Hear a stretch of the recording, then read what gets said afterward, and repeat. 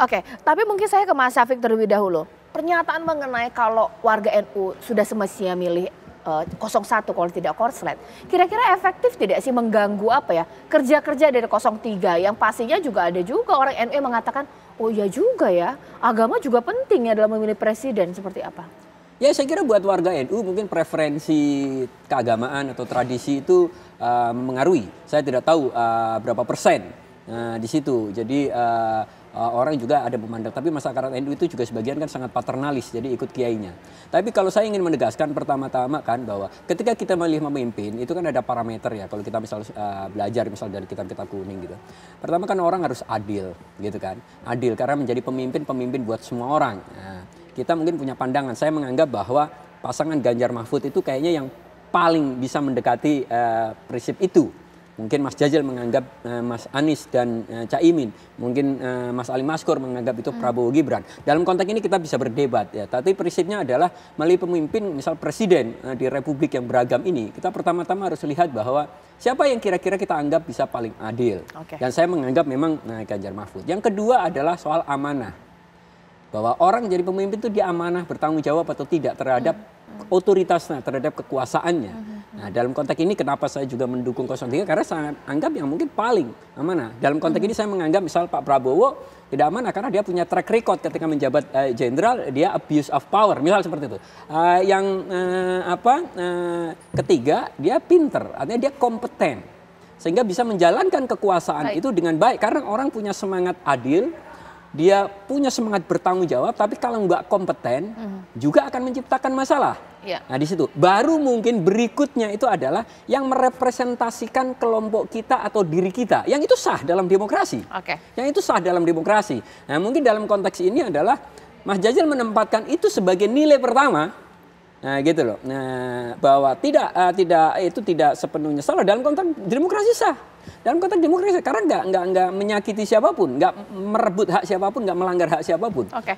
Ya, Mas Nyarwi, sebenarnya apa yang dikatakan oleh Pak Ali Maskur ini kan mengatakan terserah deh mau ngomong apa gitu. Secara survei kita sudah banyak sekali pesantren-pesantren yang dukung paslon tertentu meskipun dikatakan dari paslon itu darah NU-nya itu tidak terlalu kental seperti itu. Dari paslonnya saja, beda mungkin di 03 bahkan juga 01. Ini bagaimana tanggapannya? Ya sebenarnya begini, saya kira daya tarik dari capres-cawapres ke tokoh NU itu dalam kadar tertentu semuanya ada. Cuma pertanyaannya kan ibarat daya magnetik sebenarnya, Cak. Yang secara lebih kuat itu yang mana yang kemudian dari para tokoh-tokoh yang mengendos masing-masing capres-cawapres itu bisa menjelaskan dengan baik dan meyakinkan. Saya contohkan tadi ya, misalnya kalau Mas Ali Maskur menjelaskan bahwa Prabowo Gibran itu dianggap layak kira-kira gitu dan memperjuangkan juga NU. Nah pertanyaannya seberapa itu bisa diyakinkan ya ke pemilih. Sama persis gitu ya. Misalnya Gus Syafiq misalnya juga Pak Ganjar Mahfud juga sama gitu. Bahkan kalau dirunut-runut mungkin ada kaitan ya dari keluarga mungkin dan seterusnya dari istrinya. Oke lah, itu semua juga bisa menjadi elemen untuk persuasi gitu ya. Nah sama persis dengan Gus Jazil misalnya. Apalagi kalau dikaitkan sejarah misalnya PKB ya, kelahirannya dari NU. Nah di sini dalam posisi adalah apa? Warga NU itu sebenarnya hari ini menjadi rebutan dan benar-benar medan perebutan dari tiga pasangan capres-capres ini, Cak. Nah saya kira di sini kemudian ada beberapa tarik menarik. Saya contohkan begini, kalau kita tidak bisa menghindari sejarah ya, PKB itu lahirnya dari NU kan gitu. Tapi dulu ketika PKB ideologi keikatan pemilihnya masih rendah, itu kan NU ID-nya jauh lebih kuat. Dan itu ada beberapa data survei itu Gus Jazil juga punya saya kira 2000 berapa itu ya. Nah, tetapi kemudian PKB kan juga menguat. Nah, pertanyaannya PKB ID ini seberapa kuat gitu menarik pemilih untuk kemudian mendorong pilihannya pada 01. Nah, sama juga mungkin NU ID juga yang kemudian dijelaskan atau apapun lah value yang dibawa oleh Pak Ali Maskur juga Gus Syafiq. Nah, seberapa itu mampu gitu ya dijelaskan ke pemilih bahwa masing-masing capres ini itu adalah layak untuk dipilih warga NU kan gitu. Menarik juga bahwa kita bahas ini dari Mas Nyarwi sendiri bahwa suara NU diperebutkan. Tapi apa sebenarnya tawaran dari masing-masing ini untuk masyarakat NU? Akan memberikan apa, manfaat apa untuk masyarakat NU? Mungkin saya dari 01 terlebih dahulu. Oke lah Pak Jazilul mengatakan masyarakat NU harus milih 01 kalau tidak korslet. 01 berikan tawaran apa sih untuk masyarakat NU? Jangan-jangan hanya untuk dipilih saja atau bagaimana? Yang jelas bisa dilihat track recordnya selama ini bukan hanya yang akan. Pak Anies ketika jadi gubernur dan Pak Muhaimin selama memimpin PKB, itu sudah jelas jejak jasanya untuk Nahdlatul Ulama. Merusak, dan ke depan saya yakin sesuai dengan visi dan misi yang ada di dalam visi Mas Anies dan Gus Muhaimin, agar pendidikan pesantren, pendidikan swasta memiliki keadilan dengan pendidikan negeri. Pesantren yang ikut berjuang melahirkan kemerdekaan, maka hari ini harus diberikan penghargaan dengan menumbuhkan kualitas pesantren, anak didik pesantren, termasuk juga memberikan peluang untuk maju di bidang ekonomi. Baik. Ya. Untuk merekam jejak Pak Anies dan Gus Muhaimin di NU sangat mudah. Oleh sebab itu, pilih menurut saya, karena NU adalah organisasi diniyah ijtimaiyah, organisasi keagamaan dan sosial, maka yang didahulukan menurut saya adalah perhatian dan keunggulan di bidang agama. Dan para guru ngaji, guru madrasah, mubalek, kiai, saya pikir juga akan melihat track record, integritas, dan ilmu keagamaan yang mendalam ketika dia memimpin nanti. Dan yang track record sebelumnya seperti disampaikan oleh Pak Safik. Saya yakin para kiai juga tidak akan memilih orang yang memiliki track record buruk, apalagi di bidang hak asasi manusia. Para kiai juga, para guru ngaji juga akan mencari pemimpin yang juga bisa ngaji. Saya pikir itu hal yang simple. Baik. Orang yang menjalankan kunut juga mencari pemimpin yang bisa kunut. Orang aktif sholat, mereka yang milih pemimpin yang tertib dalam sholatnya. Saya pikir itu biasa dan normal. Itulah yang saya sebut itu sambung syaratnya, tidak konslet. Iya, Ya, sekarang saya ke 02 Pak Ali Mashkur. Bagaimana? Apa sih tawaran dari 02 untuk warga NU sebenarnya? Betul. Nyaman dan tenang bersama Prabowo Gibran. Itu yang menjadi impresif dan rasa yang dalam, the deep value yang ada di dalam masyarakat. Ketika saya tanya mengapa, katakan memilih ke 02 karena dia lebih nyaman dan aman. Itu ya, itu yang pertama. Yang kedua, dengan segala hormat, lebih nasionalis. Jadi dengan demikian kita kan sudah bersepakat bahwa Indonesia ini adalah mu'ahadah watoniyah, negara yang didirikan atas dasar kesepakatan, dan kesepakatannya apa? Pancasila.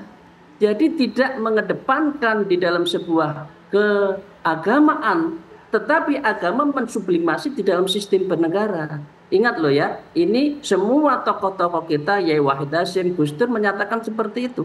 Jadi kalau hari ini ada tokoh yang menjual, katakan ya pasangan yang menjual terhadap asobiah tertentu, menurut saya itu tidak sejalan dengan pandangan NU dan pandangan kebangsaan. Ini satu.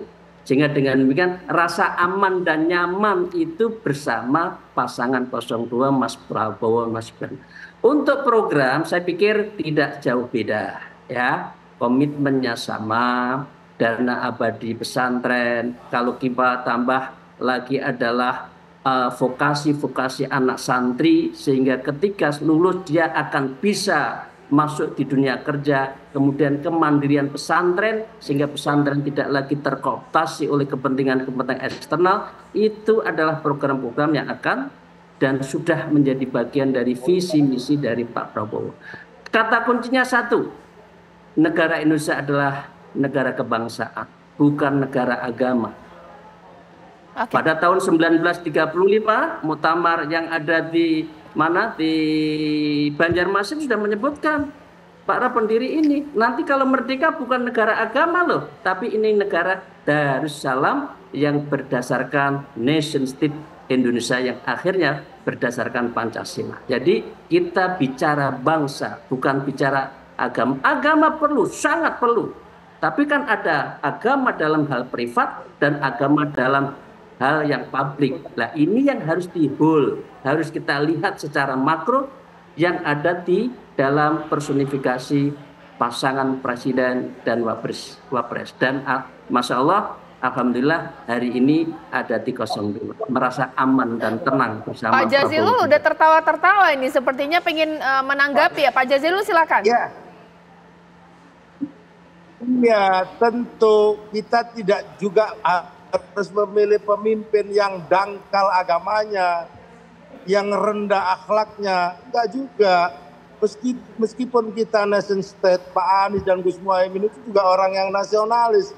Tapi pemimpin Indonesia juga dituntut dalam ilmu agamanya, bisa menjadi teladan, akhlaknya bagus. Bukan berarti kalau nasionalis kemudian memilih pemimpin yang dangkal agamanya, yang rendah moralitasnya. Saya pikir enggak itu juga. Oleh sebab itu, saya boleh komentar terhadap moralitas ini. Boleh. Nanti Pak Wali Maskur nanti ditanggapi. Boleh lanjutkan sedikit ya, Pak saya tidak mengejas, Jazilul?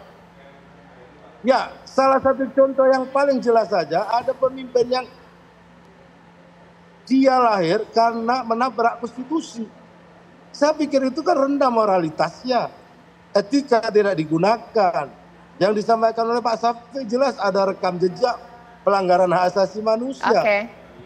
Jadi boleh kita nasionalis, tapi ini negara ini dibangun atas dasar agama. Baik. Sehingga perilaku keagamaan seorang pemimpin, pemahaman keagamaan seorang pemimpin di Indonesia, calon presiden itu juga dituntut. Baik. Kita tidak ingin mencari presiden Indonesia yang dangkal agamanya. Baik. Oke. Pak Ali Maskur ditanggapi mengenai moralitas ini, sepertinya sudah ingin ditanggapi. Ya. Dua kalimat ya, dua kalimat. Satu, dari sisi etika, apa yang dilanggar oleh Mas Gibran? Menurut saya konstitusi itu tidak menyebut angka berapa. Adanya di undang-undang, dan undang-undang itu bisa di judicial review, dan itu ada di MK. MK sifatnya final and binding. Jadi harus dibedakan, yang etika sudah diputuskan, tapi hukum positif menyatakan beliau sah sebagai wakil presiden. Sebagaimana warga yang lain mempunyai hak yang sama. Jadi harus dibedakan. Jadi tidak ada sesuatu yang dilanggar dari segi hukum positif. Satu.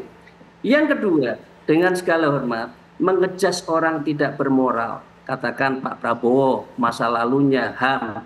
Loh, kalau iya kan sudah dilakukan pengadilan HAM. Tapi kenyataannya hukum positif tidak. Jadi dengan demikian equality before the law itu menjadi prinsip, dan kenyataannya beliau masih menjadi seperti warga negara seperti kita juga. Yang tidak punya catatan secara hitam, tapi orang menilai itu adalah biar. Jadi menurut Pak Prabowo, biarkan. Orang mau menilai apa saja, senyumin saja. Siap. Sekarang saya ke Mas Syafiq, pertanyaan tadi sebenarnya dari 03, lantas apa ini untuk warga NU? Jangan-jangan semua itu dipilih saja, sudah terpilih lupa, ini bagaimana? Oh, ada banyak. Kami di TPN banyak mendiskusikan pada dasarnya selama ini kondisi warga NU seperti apa dan kebijakan-kebijakan seperti apa yang kira-kira bisa memperbaiki taraf hidup warga NU. Tetapi bahwa dalam konteks tadi saya nyatakan bahwa sebagai presiden bukan hanya presidennya warga NU, tapi presiden rakyat Indonesia. Maka misal Mas Ganjar dan Pak Mahfud punya program, misal keluarga miskin itu 1 sarjana, karena kita percaya bahwa education itu passport to the future, paspor masa depan itu pendidikan.